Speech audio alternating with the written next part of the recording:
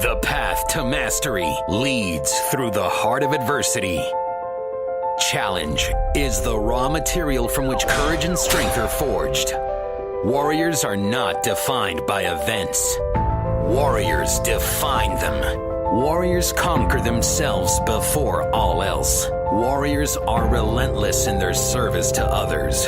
Join us as we open our hearts and hone our minds to a razor's edge. It doesn't matter how slow you go, only that you do not stop. Your time is now. And now your host, Jason McKenzie.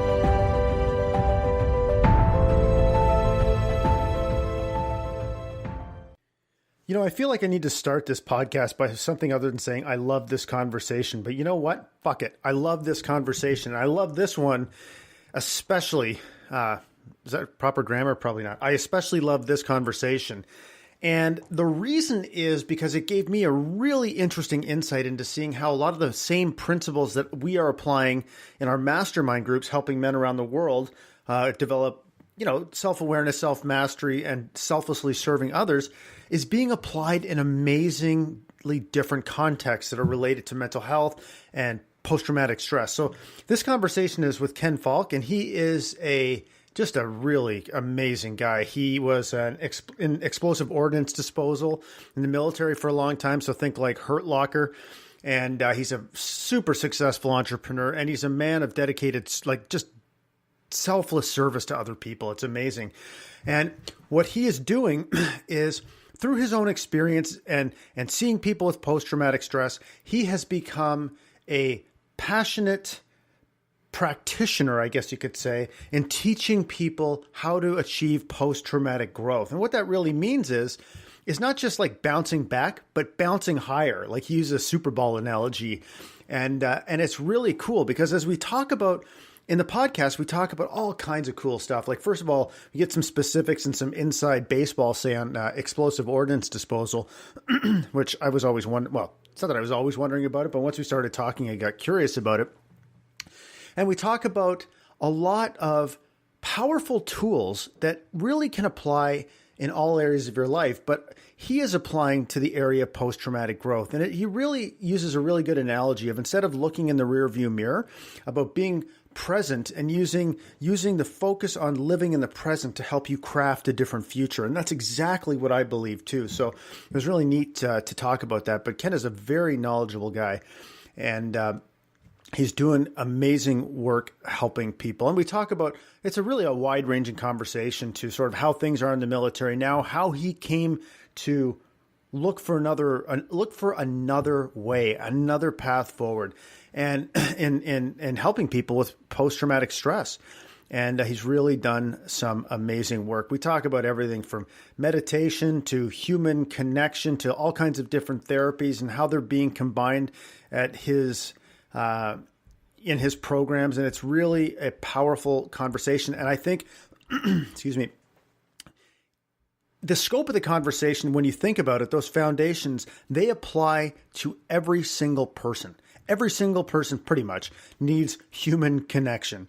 Every single person needs to focus on learning how to own the stories that we are telling ourselves, how to develop self-awareness, how to be present, how to connect with, did I say connect with people? I think I did. But all of this stuff I talk about all the time, Ken is actually, applying this work in a very different context to what I've done. And I absolutely loved the conversation, and I love what Ken is doing. So he's the CEO and founder of Boulder Crest, which is the nation's first privately funded 501c mental health center dedicated to veterans.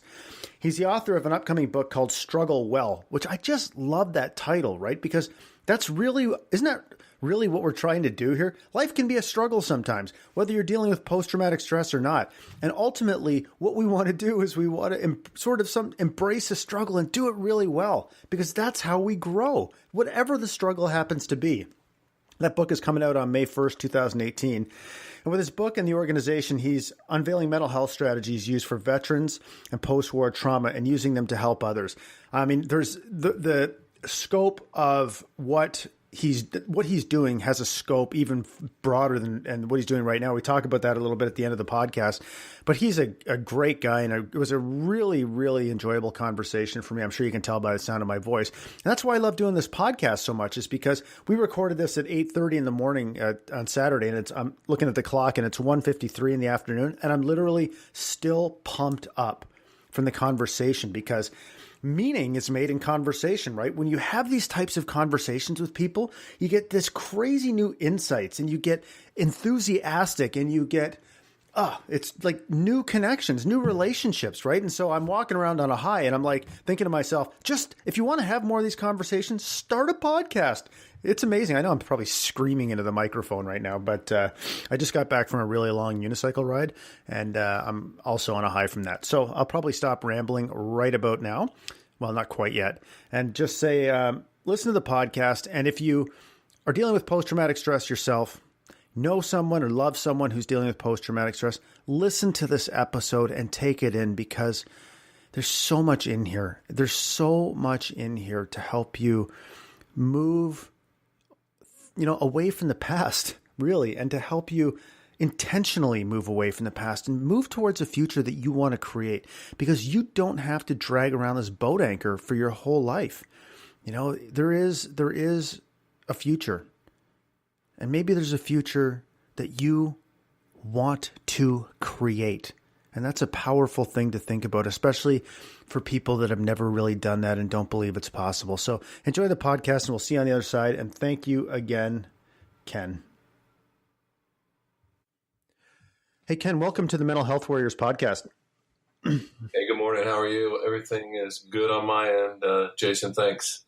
Yeah. Oh, welcome. I'm doing great. And I'm really looking forward to this conversation, because the idea of post-traumatic growth is a subject that I am really, really interested in. And I think one of the reasons I'm interested in it is because with my own experience and dealing with first responders and seeing, a lot of people with post-traumatic stress, I'm really curious about the growth that can happen afterwards, because I've seen that in my own life with some of the trauma that I've experienced. But on the flip side of that, I often find myself wondering, with some of the people who are sort of really into the world of helping people with post-traumatic stress, sometimes I wonder if they're doing themselves a service, because I feel like they're so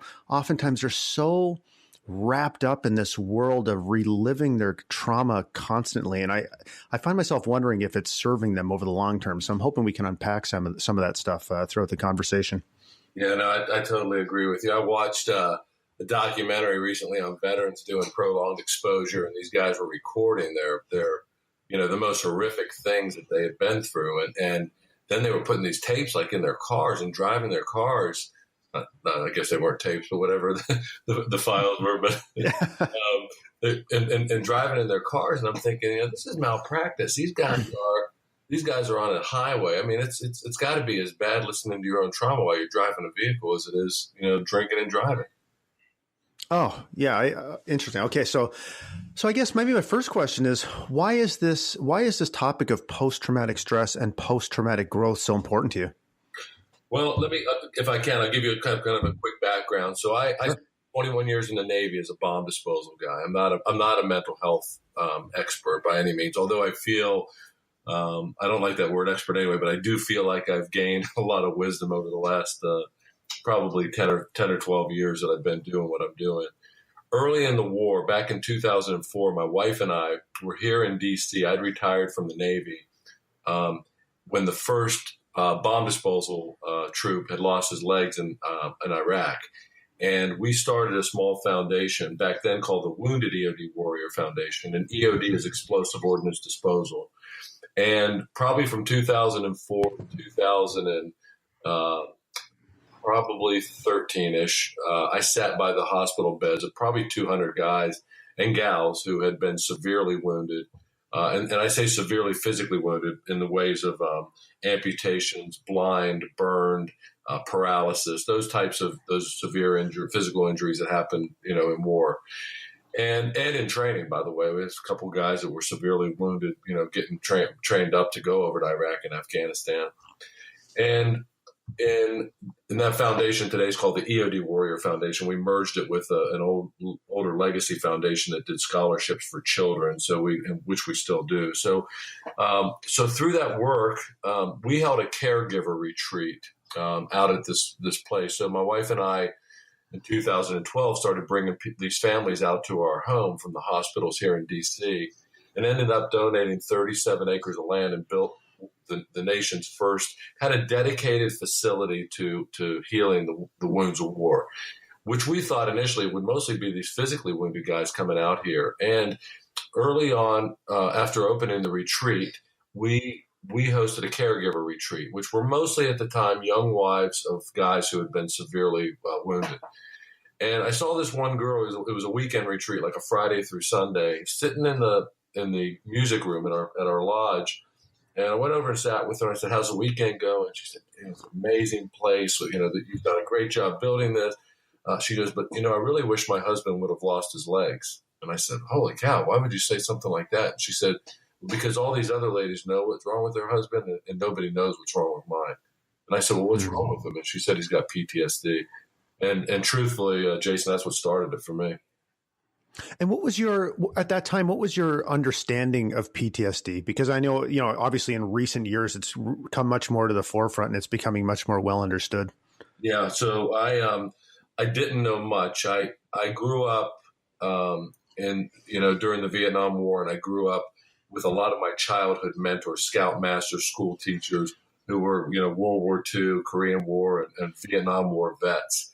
And many of my best friends in school and high school, I lived in a very military community just outside of Washington, D.C. And many of my best friends in high school's dads were, Vietnam vets who were coming back and forth.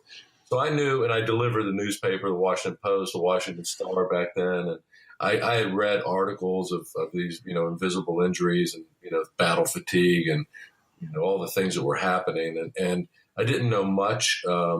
But I went on a lesson. The day after that incident I just described in the music room, my wife and I had just happened to go 40 minutes north of here is Frederick, Maryland, to have lunch one day. And in Frederick, Maryland, there's this museum called the Civil War Museum of Military Medicine. And in the front window of this museum, this is the day after this happens, is a book called PTSD from the Civil War to Vietnam. And I bought a couple of copies actually, but I bought one for myself to read. And I read this book, and I said, I've been in combat and I've been through a lot myself, and I'm thinking, well, this is something I think we can work with. And that's kind of, how I started to get educated on the process, was just simply by reading that book. So this is I'm going to ask probably a little bit of an unrelated question, but it's just for my own curiosity. So my only exposure to obviously explosive ordnance disposals by watching The Hurt Locker. So, I mean, one thing I'm curious about is how many, you go through all this training and you go through, there's all these techniques, and I would assume there are a finite amount of ways of building a bomb. So where are the variables that come in that cause things to go wrong? You know what I mean? In the ways of the bombs? Yeah, like when things go wrong, what are some of the reasons that they go so terribly wrong? For the bomb disposal person, you mean? Yeah. So, I always tell people that the building of bombs is really left up to the imagination of terrorists. I think what you're saying is right, that there is probably a very finite method of how bombs work. We as bomb disposal personnel categorize them into three kind of firing devices: victim operated, meaning if you step on it or open a drawer or open a book, the things you see on TV, that they go off. Command controlled, which is really what we saw a lot of in Iraq, which could be something as simple as a wire going back to a guy standing on a hill waiting for a convoy to come by, to a cell phone, to a more sophisticated, radio controlled device. And then timed, as you would think in the old days, the time bomb, and that's putting a clock in a package. It just basically is set and ticks down. And as you can imagine, with digital technology nowadays, time bombs could be set for years to be ahead. And, probably the most famous one was attack on Margaret Thatcher in south of England years ago, back in the 80s. And they had put a bomb that was set to go off 30 days later when they knew she was going to be in this hotel. So some pretty sophisticated devices. But what goes wrong normally isn't the disruption of the bomb, it's the location of it. And that's what terrorists are really good at, is kind of hiding these things. And we saw it here recently. I don't know if you followed the news in Austin, in Austin, Texas. But these bombs that were showing up on people's doorsteps, and, they just look like innocuous packages. They don't look like any threat. So, if you don't know it's there, that's probably the biggest thing. And that's really, in most cases, what we've seen with our deaths in combat and our severely injured, was that the bomb was just hidden very well. And, it was either controlled or victim operated, and somebody stepped on it, or, hit it with a shovel or drove over it. Those types of things. Interesting. So, how much of, like, when you think about post-traumatic stress in this context with people involved in bomb disposal, say, how much of it has to do with, like, those traumatic events of a bomb going off, and how much of it has to do with the actual insane stress that must come along from just doing the job in the first place? Yeah, well, this is what's so interesting to me, is that, so after all this happened, and I read this book I just described, I jumped on an airplane, I bought a ticket, and I literally went around to the top psychiatrists and psychologists in our country, anybody I could find that was really doing meaningful research or something innovative in PTSD work. And I've talked with some amazing people, Francine Shapiro, who, invented EMDR, and Frank Okenberg, who led the PTSD diagnostic and the DSM, back in 1980, through the 70s, and finally made the diagnosis, in 1980.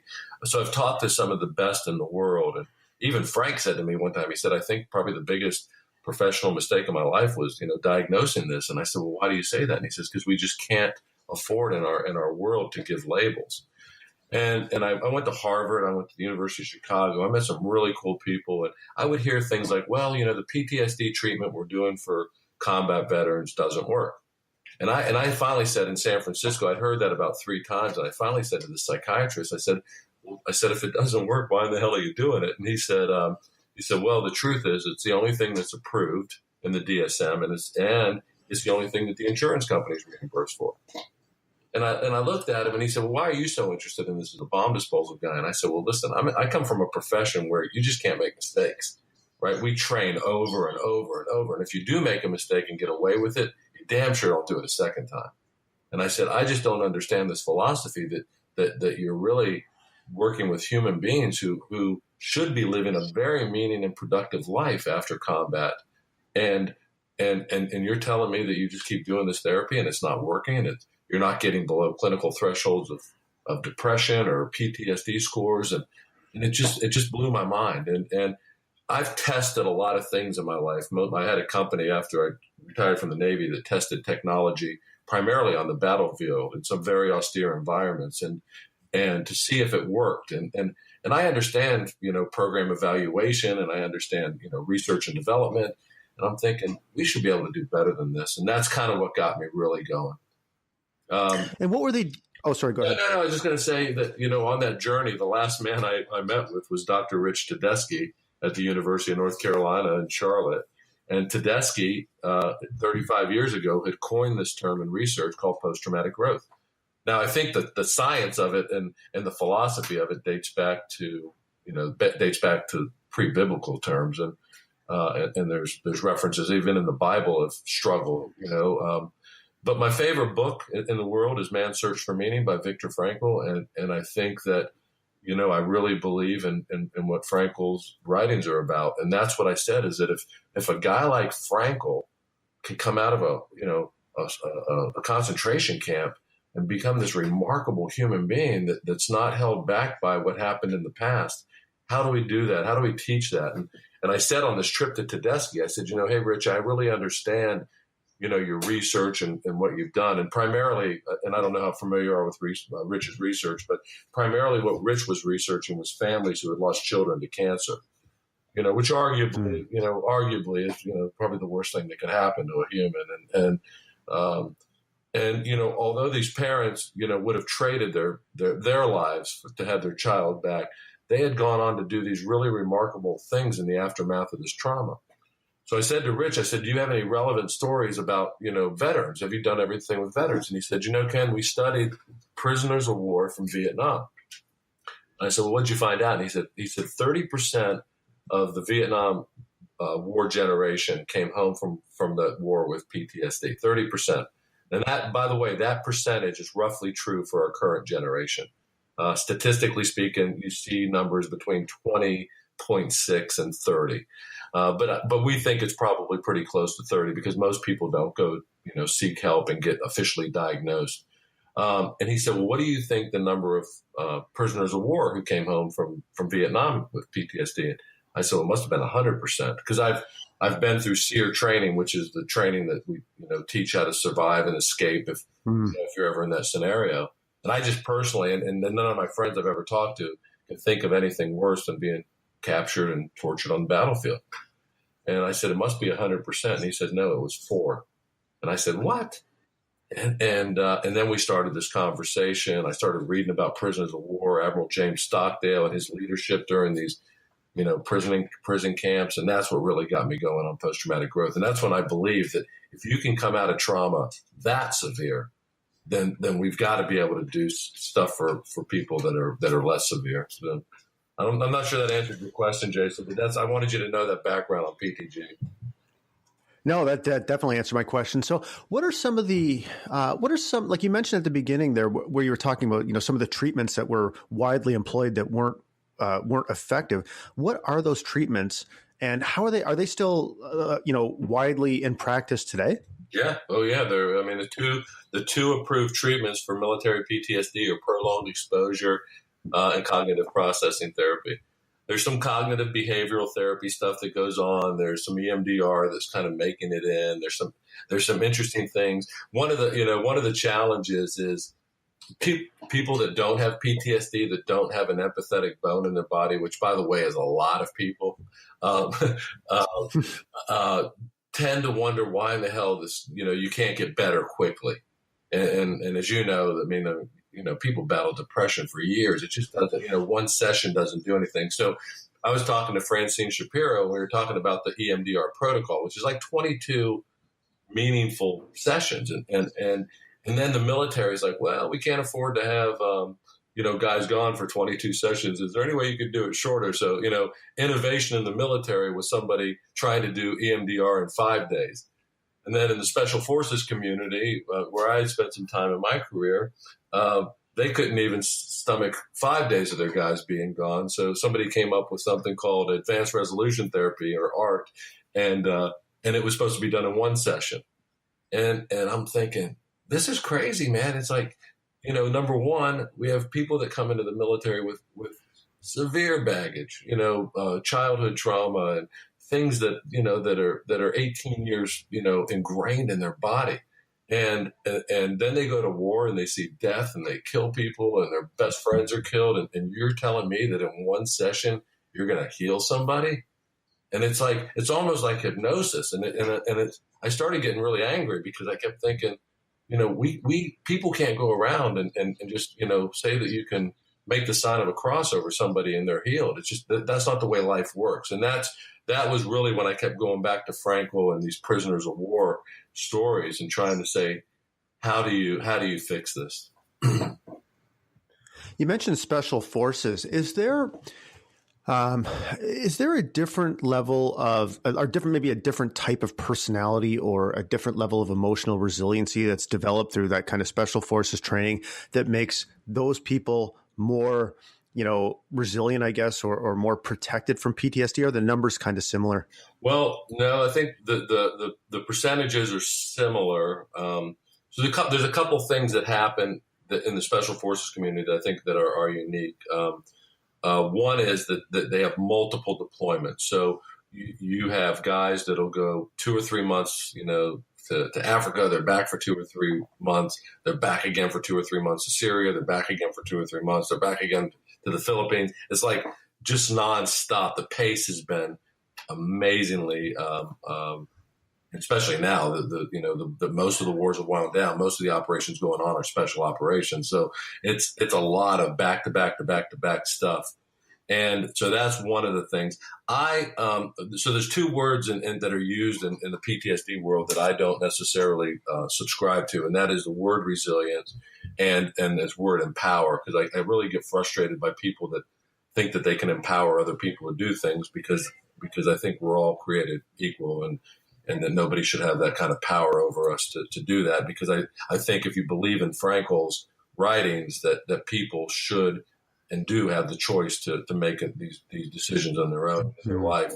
But on the subject of resilience, the literal definition of resilience is the ability to bounce back. Now, so let's just say you're suffering and you have another traumatic event, and you're bouncing back maybe just to where you were suffering.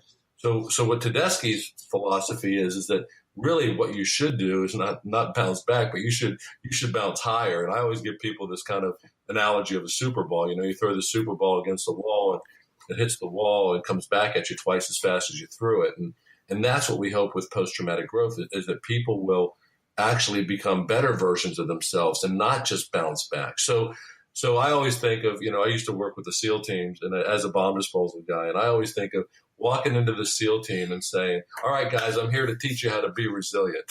And I think they're going to kick my ass and throw me out the door. And I'm like, these are the most resilient human beings in the world. And when you use that kind of vocabulary, so a statistic I think that your listeners really should understand is that 50%, and just this is in the United States, I think, by the way, it's very similar in Canada, 50% of veterans who suffer with the symptoms of PTSD will never seek help. 50%. You know why? Because of two stigmas. This is a RAND study. This isn't Ken Falke's research. This is a study by RAND, the RAND Corporation. Because first, the stigma associated with mental health care. The second is what they call the lack of cultural attunement between the warrior and the therapist. Right? So if that connection doesn't occur in a very short period of time, then, the soldier gets up, walks out, and never goes back. So the treatment never even gets a fair chance. That's the other problem, is that some of these treatments work if the guys go through them, but you're talking very, very small percentages. And that's really what's interesting. So I think that we use words like the ability to handle, adversity from trauma, multiple trauma, adversity, those types of things, because really that's the human condition, is that all of us are going to live this life that looks like a sine wave of ups and downs. And, we never know what's going to happen the next day. I mean, I might get in my car today and, God forbid, but I get in my car today and my brand new car gets wrecked, and it doesn't mean I have to go into depression for 3 months and get diagnosed with PTSD because I was in a car accident, but who knows what's going to happen. I've got an old dog sitting here with me right now that is really on her last legs, and it's going to be devastating when she goes. But, at the end of the day, I know that's life, and I'm going to grieve, but I've got to be able to get better and do more. Right. So that's kind of our philosophy. How much when you mentioned a couple of reasons why people don't seek treatment. And one thing that I find interesting, so I run a community of men called Mental Health Warriors, and in doing this podcast, and I've talked to so many of them, and there's so many people that have some variation of the same story, which is I experienced some terrible trauma, whether it was, there's first responders in that group. So whether it's, that type of something happened on the job, or it's childhood abuse, or whatever these things are. And they don't make I think there's a few reasons this happens, but they don't make the connection between what happened then and what they're experiencing now. So, and so when we talk about that, like when I look at my wife, for example, my first wife who took her own life after she was a police officer, and she had a horrible, horrible childhood. And I look at all the treatment that she went through when she was completely out of control and emotionally dysregulated and, spiraling out of control for years. And there was not one time anybody ever said, like, hey, what happened to you? Like it was, oh, you're fucked up right now? Oh, let me give you some medication. That was basically what it was like. So how much of it is too that people don't make the connection between, say, the trauma that they've experienced and the symptoms and the trauma they've experienced in the past and the symptoms they're experiencing in the present? Well, first of all, I'm very sorry to hear that news of your wife and first wife, because that story, just in the bomb. By the way, I do a lot of work with non-bomb disposal personnel, but just in our small bomb disposal community, which is in the Army, Navy, Air Force, and Marines here in the U.S., we've had 133 men and women since 9/11 killed on the battlefield, and as of 2 weeks ago, we had our 134th suicide. So it's brutal, and that's I said this the other night. I was a speaker at an event in D.C. the other night, and I said, don't tell me that what we're doing is working, because 20 veterans a day in the United States are killing themselves, and that number has been the same for the last 10 years. So if what we're doing is working, that number should be 19 by the end of this year, or 18, or 16. But don't keep telling me what we're doing is working, because it's not, and we need innovation and we need some stuff. But I think here's what I really believe is that, and I've seen this now very closely for the last 5 years here at Boulder Crest Retreat. Childhood trauma is significant, and I don't think the average American really understands that. 30. I live in the richest county in the United States, Loudoun County, Virginia, and that's measured by annual revenue or income of the average person. We're right outside of D.C. It's a thriving county and really, really doing well. And 30 minutes from where I'm sitting right now, we have MS-13 gangs. We have an opioid crisis. We have a heroin problem. We have a abused women's shelter that does not have enough beds. We've got a food bank that can't keep food on the shelves. And this is in the richest county in the United States. And let's just say that's multiplied by 5 or 10 or 2, in the rest of the world. And this childhood trauma is significant. And most of us get through it. And most of us, get into adulthood through that trauma. But at the end of the day, you're still carrying it. And I always kind of try to give this rucksack analogy. Like, you got this rucksack on your back, and you've got some childhood trauma in there. You got some sexual abuse or physical abuse or emotional or neglect or poverty, whatever these, what we call adverse childhood experiences are. And then you become a first responder.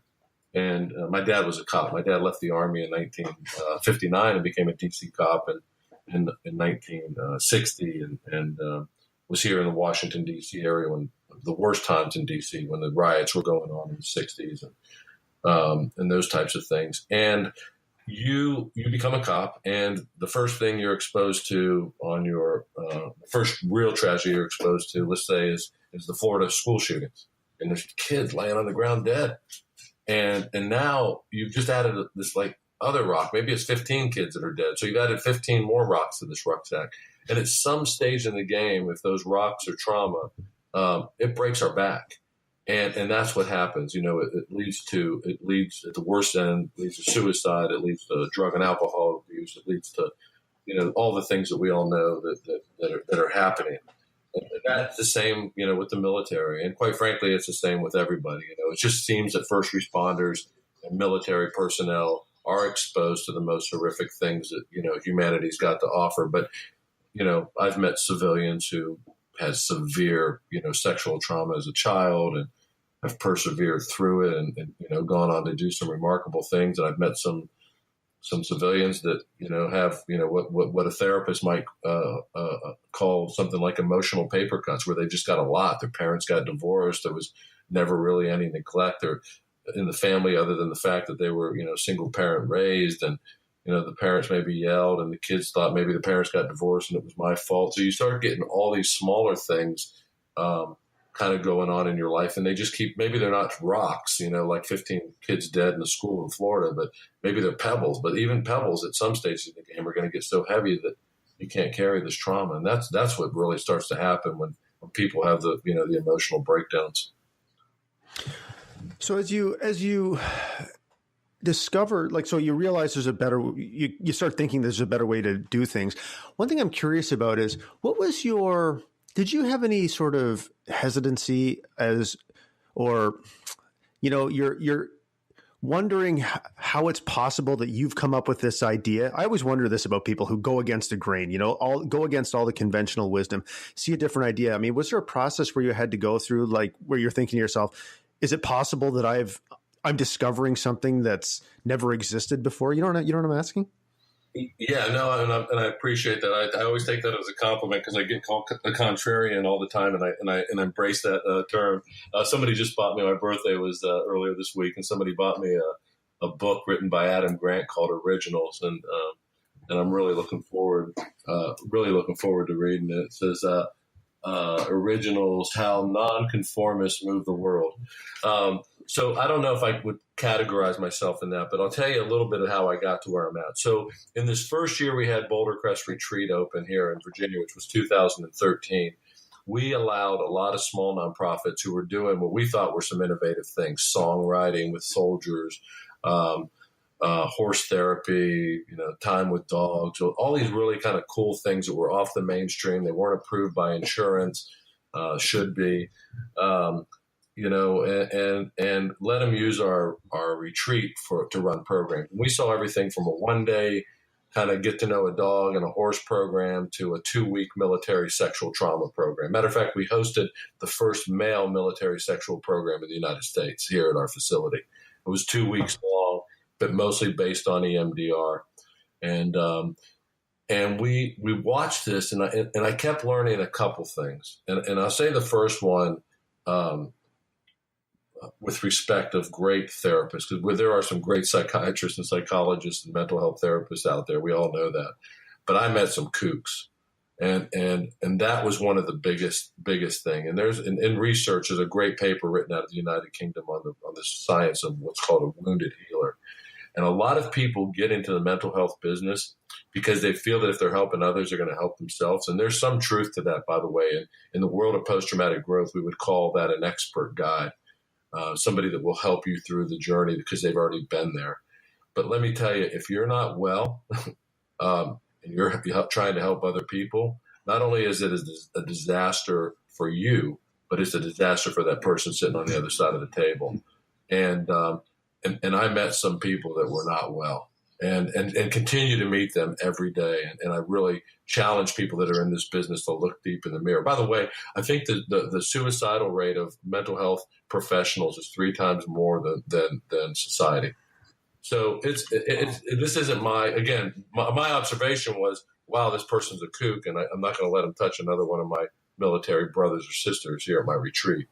But we did see some innovative things, and I'll just give you a quick story of why I'm so much into non-traditional healing. In 1989, I broke my back in a parachute jump, and I was told initially I may never walk again, but I definitely was told that I would not probably be a bomb disposal guy in the Navy again. And I took that as a challenge, which I'm kind of, and part of me always hopes the doctor kind of gave me that as a challenge. But in addition to my hard work, I really came out of this because the physical therapy they had assigned me to in the Navy, I had this young girl who was probably right out of hospital corpsman school doing physical therapy for me. And I'd lay on a bed that she'd put some electrode probes on my back. And then, I'd get up and they'd give me another bottle of Motrin 800s. And finally, a friend of mine said, have you ever thought about seeing a chiropractor? And in 1989, chiropractors were witch doctors. And I said, I don't know what the hell it is, but I said, I'm willing to try anything at this point. I don't want this to, stop my life. And I ended up going to this chiropractor. It was a chiropractor that practiced something called directional non-force technique, which was even worse than traditional chiropractic from a witch doctor perspective. But I had this, in addition to breaking my back, I dislocated my left shoulder, and I couldn't raise my arm above my shoulder for 3 months after my accident. I walked out of one chiropractic appointment swinging my arm. I could have thrown a baseball. And I was like, wow, this is amazing. And today, here we are, almost 30 years later, here we are, and chiropractic treatment is pretty mainstream. It's insurance reimbursable in most places. There's not a hospital or a clinic or in a town around, at least in the United States, that you don't see chiropractic signs. In the VA, the Veterans Administration here in the United States, we have chiropractors in our DoD hospitals today, our Department of Defense hospitals. We have chiropractors. And that's what I hope for this non-traditional care and by the way, most of this stuff, things like yoga, meditation, these are thousands of years old. These aren't stuff that was turned, by Freud in the turn of the century. I mean, these are thousands of year old things that are proven to work. So that's kind of that. But to be called a contrarian and really look at it, I looked at all these small programs that were coming through our retreat, and I said, there's some good things here. Let's pick them out. And we started talking to people that were into some interesting, healthcare, chiropractic, acupuncture, acupressure, massage therapy, horses, dogs. And we just started picking little things and saying, well, what if we could create something that exposed people to a lot of things? Because at the end of the day, if you believe that life is a choice and you've got to make these choices, then the more we can expose you to that's quantified and qualified as good, then the better choices you have to find the things that work for you to help you get better. So I'm not a big fan of therapy dogs, although I have two, and we have visiting therapy dogs here. I often think that men and women will get a dog to walk around because they haven't lost their legs to tell people that they're injured. But let me tell you, there's many, many dogs that have saved people's lives. But dogs are codependent, and codependent relationships are never healthy. So you can't just have a dog and think that's going to allow you to live a meaning and productive life. You've got to do things that are other things. If you're lucky enough to have time with horses and you don't own your own horses, that can be very expensive. So maybe you only see horses for a week, but there's 6 more days in that week that you got to live.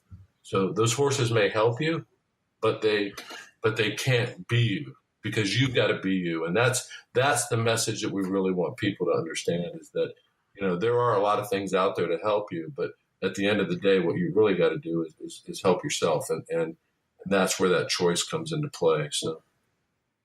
Oh, I think that's so powerful. And, one thing I'm curious about is how the stories people tell themselves about the trauma they've experienced influence how they cope with that trauma. So, I mean, using myself as an example, my wife was mentally ill for a long time. She took her own life, and I cope with that by just drinking like a fish, basically. And because I had no self-awareness, I'd done no personal development work. I was really wrapped up in this idea. I mean, I was in the military when I was younger. I was always, my way of looking at the world was that of like an alpha male. I didn't really understand any other way to interact with the world. And as I go through this, after her death, I'm drinking for like 3-4 years heavily after her death. And so I finally stopped, and I start doing all this self-development work and, developing my sense of self-awareness and self-mastery. And as I go through that and I'm learning, what I realize is I'm telling myself different stories about what happened, and it's incredibly liberating. So, but where before, it's like, oh, these were the dark times, I was a victim, blah, blah, blah, all this shit. And the way I look at it now, for example, is, what happened is neither good or bad. It just is an event that happened. And I choose, because when I look at it now, there's so many good things that also came out of it. Yes, there was a tragic element to it, but there's an incredible amount of goodness that came out of it for myself and all of the people that I've managed to help. And so labeling it, telling yourself these stories and labeling it as one thing or another, I think can be really detrimental. So how do you see that playing out in how people, say, heal from the trauma they've experienced? Well, I think, Jason, what you just described is post-traumatic growth. Here you are in this expert guide role, helping others now. And it's like, going through there. And I think what you said is exactly what I believe, and how you've taken on this challenge for yourself. So I love cars, and I'm going to give you a couple car analogies. The first one is I tell people in a very layman's approach what PTSD is. And it's this kind of desire, to if you believe a couple, let me quantify this really quickly. If you believe a couple things, one is that depression is really about, worrying about what happened in the past. And anxiety is really this problem of worrying about what's going to happen in the future. So let's just start with that premise for a minute.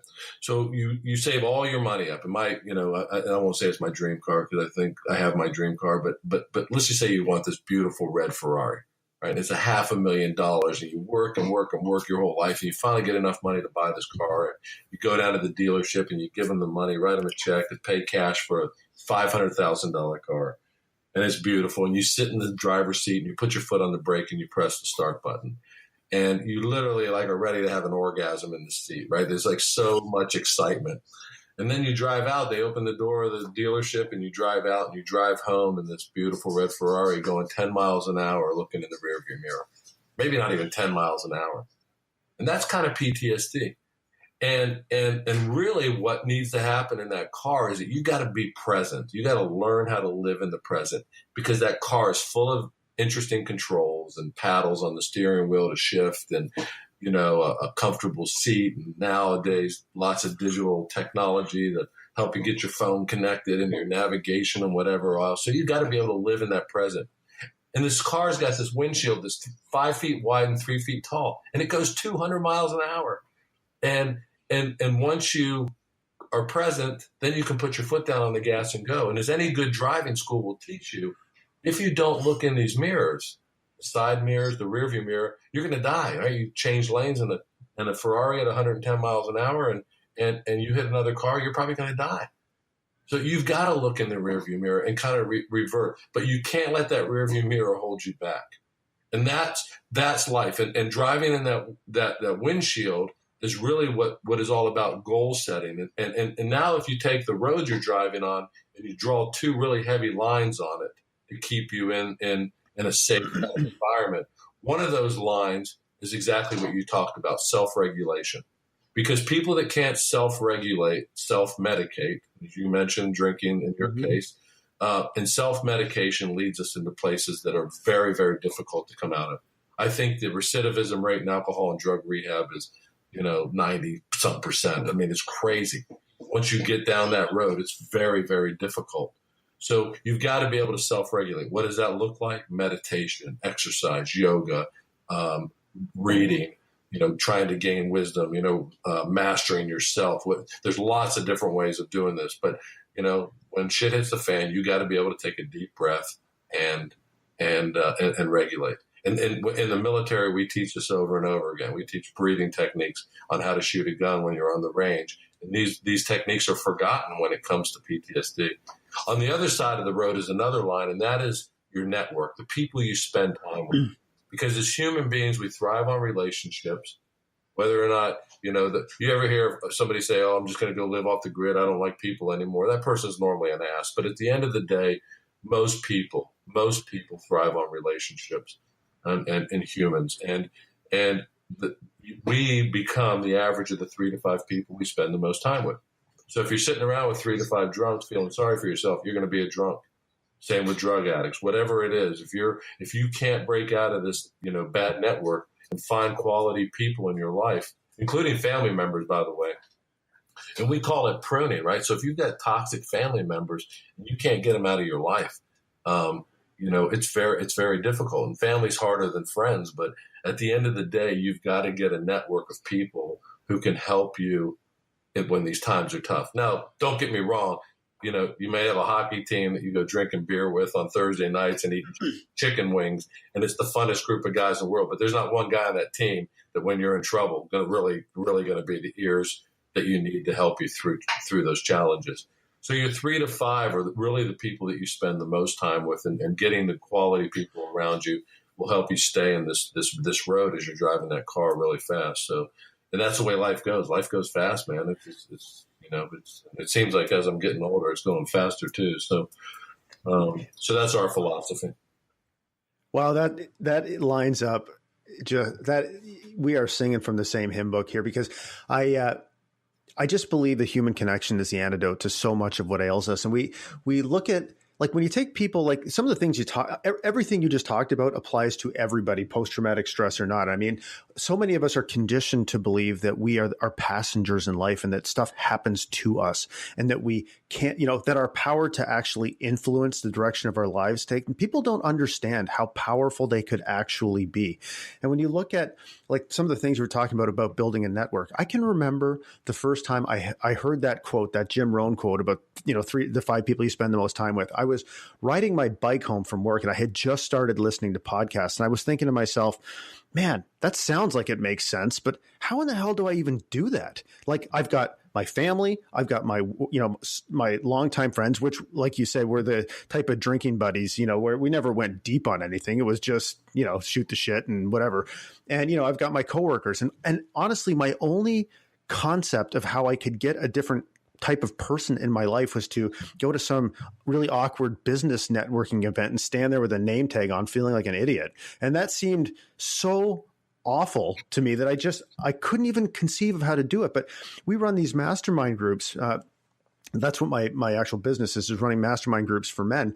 And when these guys come in these groups, like, yes, we teach them a curriculum about self-awareness, self-mastery, selfless service to others. But what the most benefit they get out of being in the group is being in a safe place around other guys, being able to talk about stuff that a lot of times they've never been able to say out loud to anybody ever. They've never had this type of relationship with people. And when they do, that's the thing. That's the foundation or the springboard that allows them to actually start to grow past where they ever have before. It's to me, it's just human connection is like the people that can be the type of people that foster human connection. Those are the type of people that go further than they ever could have imagined. Yeah, no, you're spot on. And in the world of post-traumatic growth, if you look at the framework of post-traumatic growth, what you just described is what we would call disclosure. And until that disclosure, right, if you're carrying this trauma and it's never disclosed and this rucksack just keeps getting heavier and heavier. So groups like your mastermind group, you kind of allow these guys to come in and dump these rucksacks out and really figure out what's important in their lives and repack that, And like I said, you're never going to forget if you were sexually molested as a child, if your parents were divorced. In my case, my mom died when I was 7 years old. She had cancer and she was only 29. In your wife's case, you're never going to forget that stuff, and you never should. You never should. But at the end of the day, you can move beyond it, and that's the condition that the human thrive in. And what I get frustrated with. So I was with a friend of mine. I think I said earlier in the podcast that I spoke at an event in DC the other night. A friend of mine, former Navy SEAL, I mean, really, really has done well in his life. His son, I was with him the week after his son graduated from SEAL training. And last April, his son took his own life. And when his son died, he was on 40 different medications from the military. Out of those 40, 8 of them had side effects of suicide. And it's like this system, we love, and I don't know if it's as bad in Canada as it is in the United States. My wife's from London, England, and I know the medical system there pretty well because we've watched both of her parents, pass there. It's not that great either, and I don't think most medical systems are that great. But in the United States, we tend to want to pathologize everything. Oh yeah, it's like that here too, man. It's like you're a military sexual survivor. You're dealing with a moral injury. It's like, no, dude, I'm not dealing with a moral injury. My best friend died, or maybe it's like what I'm dealing with is life. And this, I raised my right hand. I enlisted in the military. Nobody told me I had to go do this, and now I'm dealing with this thing. And if I put a label on myself. I always tell people that there's 2 really important questions in life that take you at a fork in the road. One is why, which I think is Frankl's work, is asking this question why and trying to get as deep into the answer as you can possibly get. And the other one is why me. When you ask why me, and you're that individual with the cloud over your head, that's when victimization occurs. When you look at the way the medical system pathologizes these mental health issues, it's almost like they're putting this brand on you that you can't get better. and in post-traumatic growth. So I'll just tell you, we're 12 months into an 18-month study on the work we're doing. Our results are about 3 times as effective as traditional mental health care for military PTSD, just to quantify that. Although I do think very highly of this program, I think it would be very effective for anybody, not just military folks. But in the mental health world, all they measure is symptom reduction, right? So let's say the clinical diagnosis of PTSD is a score of 38. If you come to me for 12 weeks and I get you to a 36 and below this clinical threshold line, I call that success. And that's bullshit. Because if you're not measuring the quality of life and what's happening on the other side, then then to me, what you're doing is you're kind of almost putting the brand on this person so that for the rest of their life, they're going to live a diminished version of themselves. And it's just this whole mantra of, am I surviving or am I thriving? And that's the difference between post-traumatic growth. So we've seen some therapists and some psychiatrists and psychologists incorporate post-traumatic growth into things like prolonged exposure and cognitive processing therapy, and their results, are magnified. But when you just try to get people, to understand what's wrong with them and medicate them and, treat them like a child and all these things that happen. I read this article a year ago or something about cuddling therapy. And then I read this other article about these weighted blankets. And I'm thinking, I have been in combat where guys are literally sleeping in mud holes under their vehicles and for 6 and 7 hours. I mean, like quality sleep. And now you're going to bring these guys home from combat and you're going to wrap them up in a blanket and swaddle them like a baby.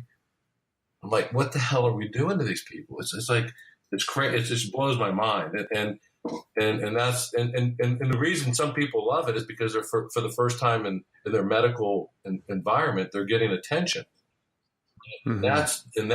That's something that I think hasn't been researched a lot. So I'm at this kind of philosophy when it comes to the mental health world that nothing works and everything works, and depending on what placebo effect I've got a great paper called The Placebo Effect, Why Nothing Works, and I believe that the reason things do work, like weighted blankets and that kind of stuff, isn't because there's any science behind it, but it's for the first time maybe in this individual's life, somebody has cared enough to give them a blanket and help take care of them. And there's a lot of that, especially when you look at severe, childhood trauma where somebody's never had anything. And it's brutal. And that's why I think something's got to be scientifically based, and people need to learn, like your Mindshare program, people need to learn how to live meaningful lives on their own. Yeah. And, I'm interested in talking, you mentioned, for the process of post-traumatic growth, and you mentioned the disclosure phase, and I'm interested in talking more about the process. But before we do that, one of the things I noticed, and I think this is what I was getting at the very beginning of our call is, so, I've done a fair amount of work with first responders, speaking to them. And even when I started this podcast, I had a different idea of what I wanted this podcast to be about. But as I've gone through and I've learned from people, I'm so sick of talking. Like, I don't want to talk to people I want to talk about the things that we're talking about, because I think this is the key that will unlock a different future for people. So my original thought was to have, people on telling their stories about their, trauma and giving them a voice and all that. And I mean, that's important, but it's like, what do you do about it? Right. Like, and how do we take these lessons and actually move forward with them? That's what I'm interested in talking about right now, because I see so many people in the quote PTSD world who are just constantly labeling themselves as having PTSD. Right. And I wonder, what is that creating in your life? I mean, we all know that, just the language that we use, shapes the lens through which we see the world. So if you're walking around constantly telling yourself you've got PTSD, how can that possibly be helping you move forward? You know what I mean? I don't know. I'm really thinking, my thinking around this has really changed over the last year. So I'm really enjoying this conversation. Well, and I think you're right, because it doesn't help anybody move forward. And that's this whole challenge, is that if the system is going to pathologize us, label us, which they have to do for insurance purposes, I get all that bullshit. But at the end of the day, you can't accept those labels and make that yours. Am I going to walk around and tell everybody, well, I'm a broken back survivor, or a spinal cord injury survivor, and it's like, there's no reason for that. And it's like even the most severe guys. I've got a young Navy EOD guy. He's the war's fifth quadruple amputee in the United States. Lost all 4 limbs when he stepped on an IED in a very complex situation. Trying to save the lives of Army Special Forces guys. This EOD guy jumped out in front and ran to try to clear, a path where these guys could get safe from an ambush, and stepped on an IED and lost all 4 limbs. When you're around this guy, you want to be him, right? It's like, holy cow, how can you be so positive?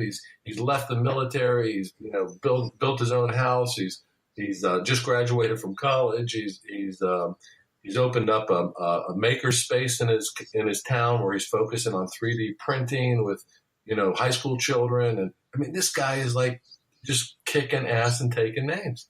And I'm thinking, well, if he can do it, if a prisoner of war can do it, why can't we all? And that's really what I believe. But let me kind of tell you a little bit. So the framework of post-traumatic growth is really is simple, but it's not what I want to make sure that you and then the listeners understand. And Tedeschi's really beat me up on this. This isn't a mechanistic process, right?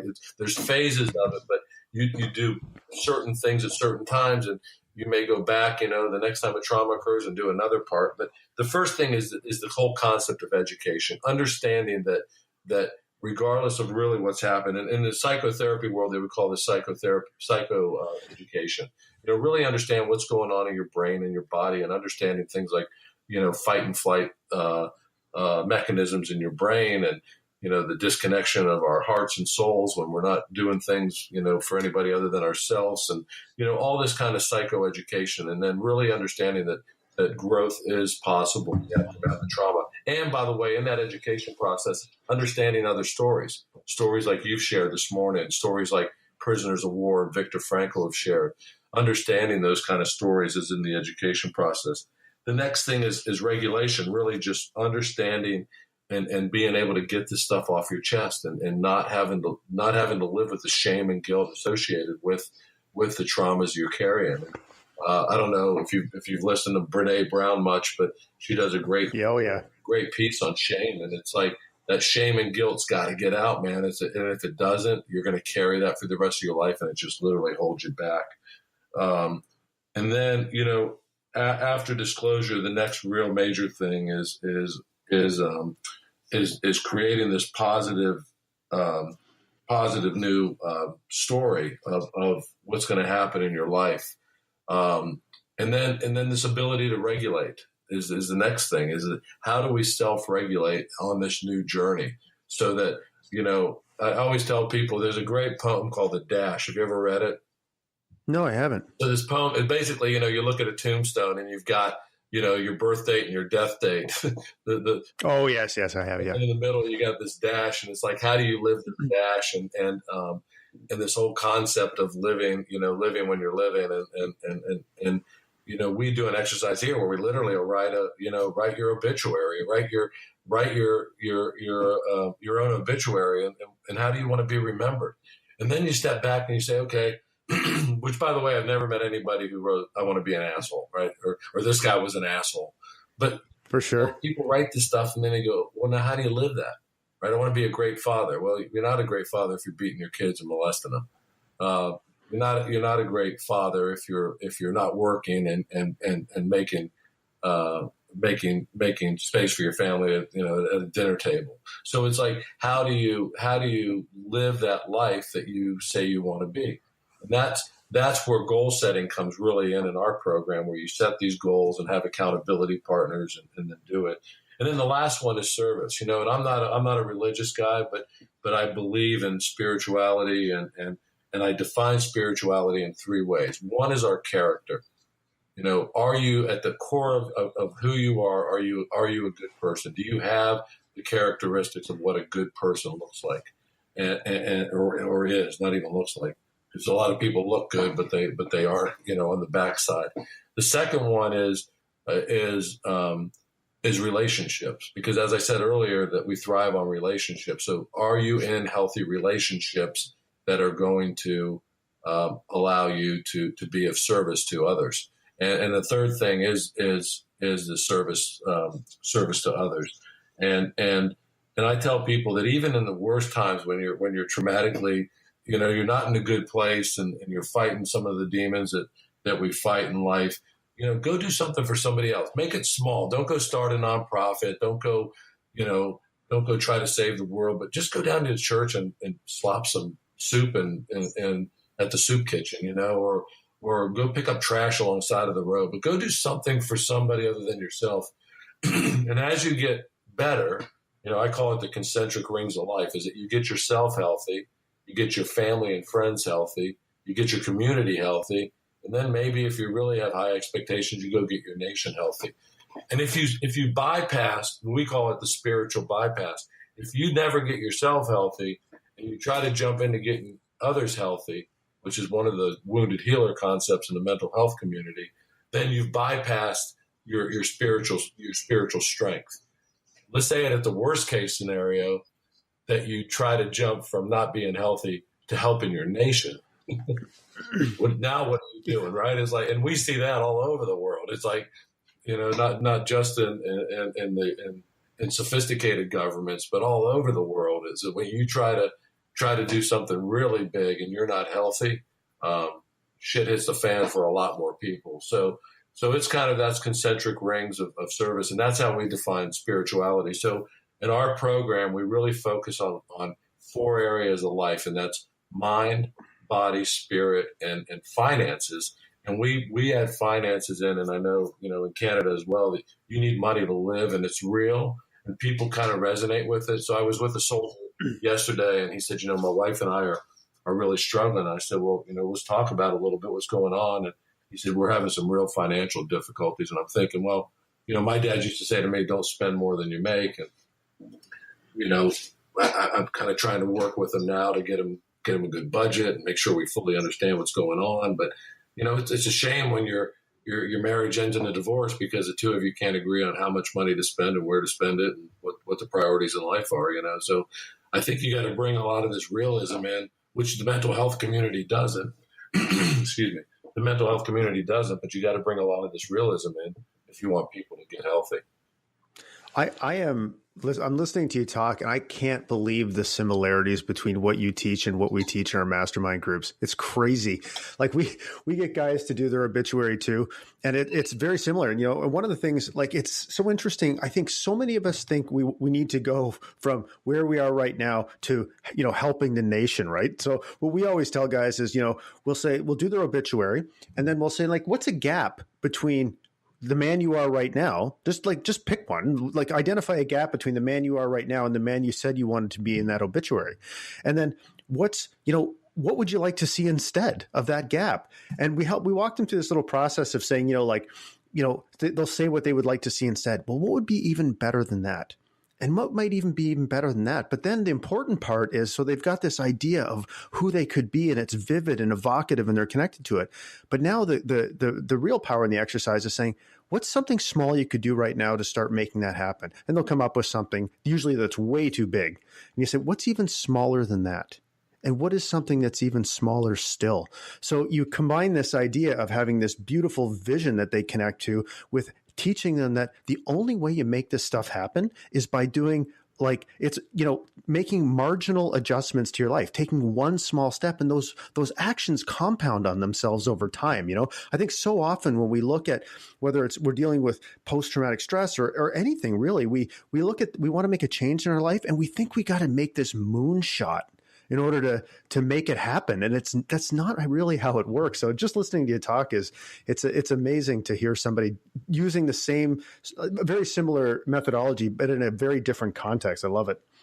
Well, and 2 things I'll say to that. One is that one of the reasons, excuse me, those small steps are great is because then it gives you opportunity to celebrate, right? It's like, yes, I've got, I went to the soup kitchen, I walk out of there and I'm feeling like $1 million, for the first time now. And it helps you build empathy, and it helps you, become a better human. And those are the wins that kind of take us along this. So it really is important to have these small steps and win. And it's funny because I have a friend of mine who I was talking about this the other day, and we have a mutual friend who ended up becoming a U.S. congressman, and the guy never should be in politics, period. He won't get reelected.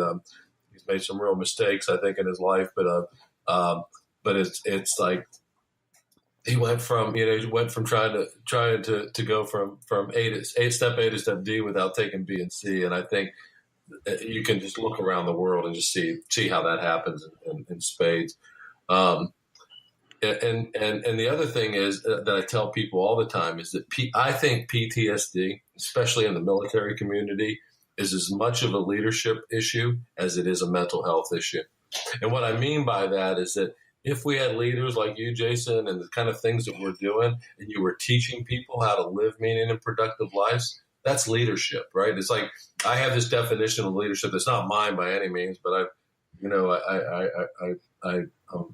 I hold a master's degree from Georgetown University and did some really interesting leadership work at Georgetown.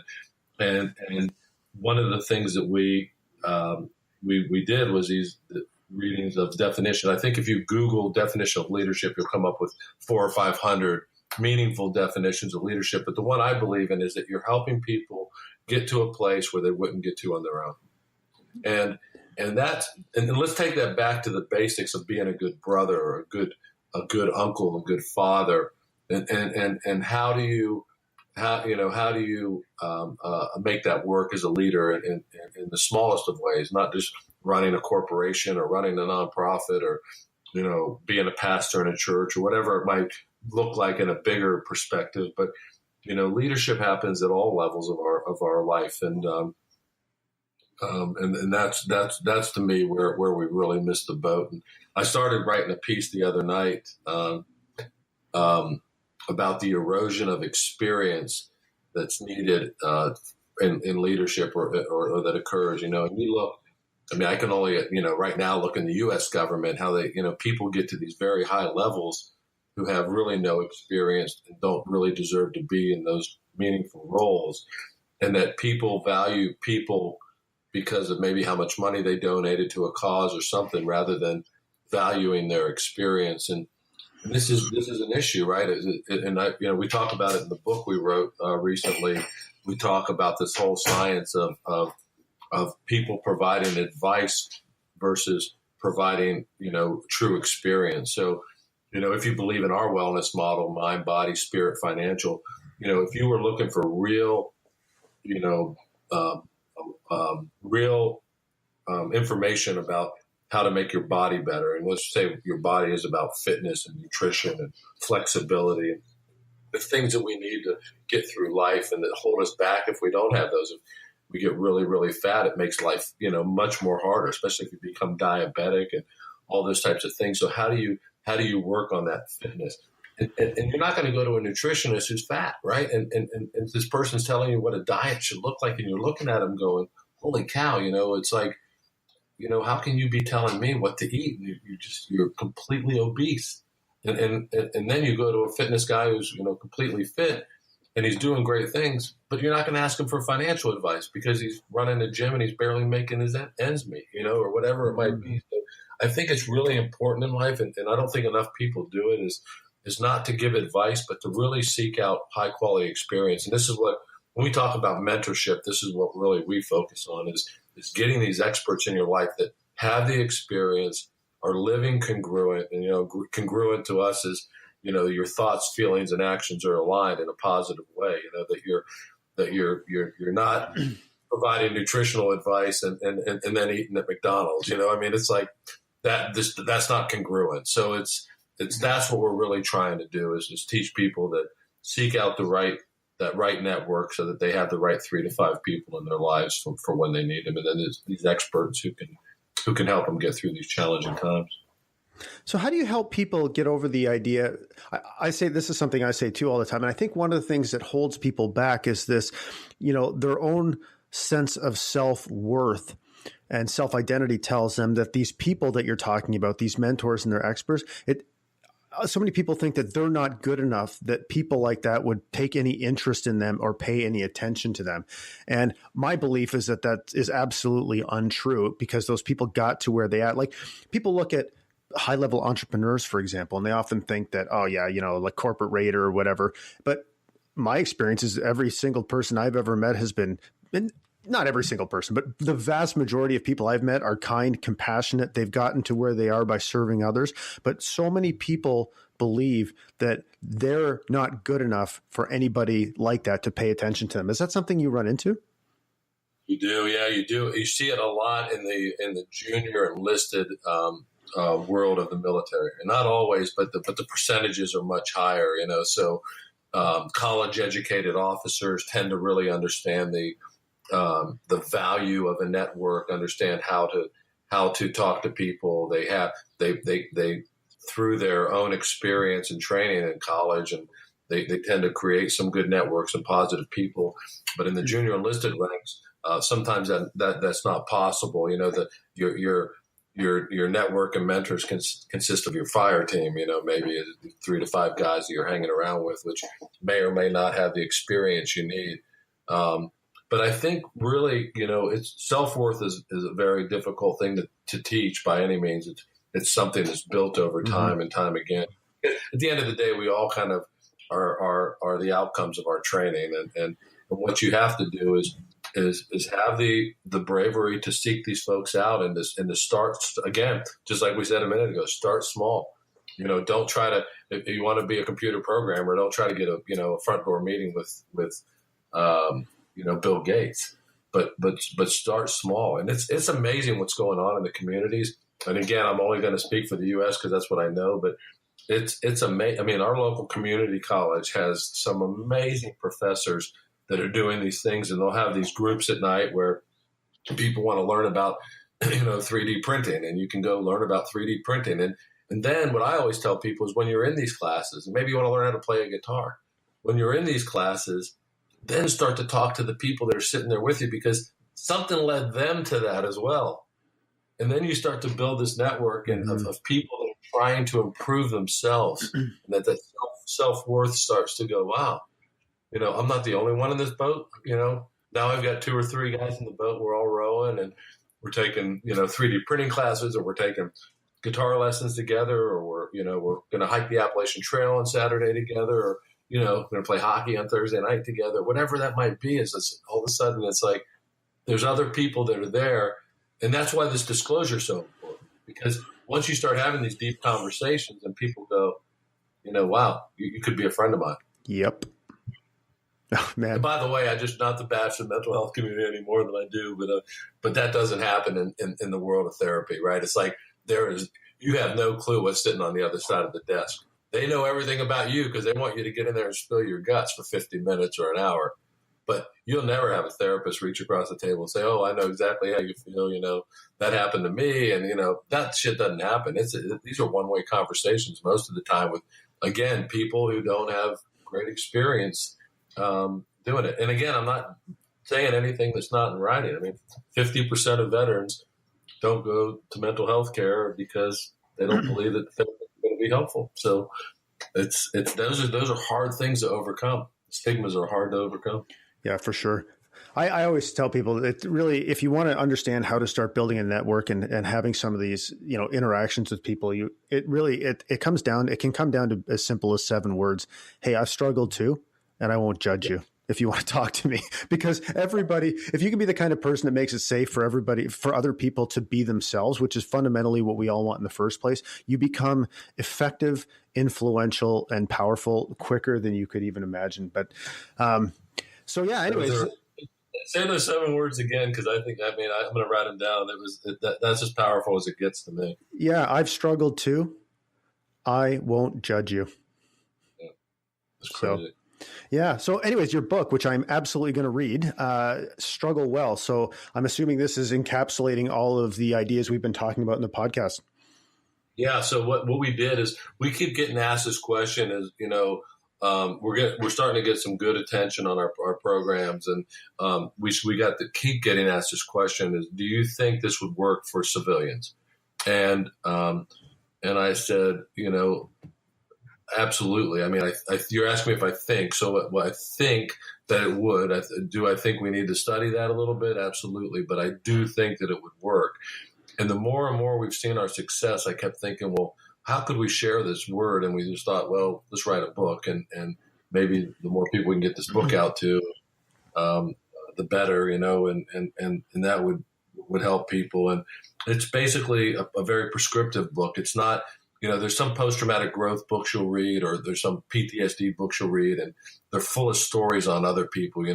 Sally got in a horrible car accident, was paralyzed, and she went on to win gold medals at this event. And then you're sitting there as a person trying to suffer, or who's suffering, and going, well, how does Sally's story relate to me, right? And it's inspiring, don't get me wrong, but it's not necessarily telling you how to get the gold medal. So what we wanted to do was kind of walk people through this whole concept of post-traumatic growth through the 5 phases, talk about what the outcomes kind of look like,